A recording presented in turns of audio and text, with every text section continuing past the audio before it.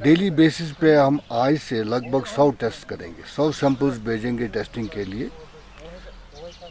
Priorities हमारी रहेंगी, एक जो ऑलरेडी पॉजिटिव केसेस हैं उनके जो कॉन्टैक्ट्स हैं उनका रूल आउट करना कि कहीं उनको इन्फेक्शन तो नहीं हो गया है।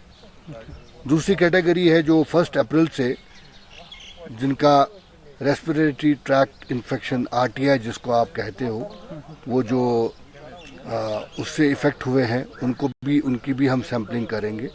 रेड जोन्स हैं, कुछ एक्सपेक्टेड मदर्स हैं जो प्रेग्नेंट वुमेन है उनकी टेस्टिंग करेंगे हम। फ्रंट लाइन वर्कर्स है उनकी टेस्टिंग करेंगे हम।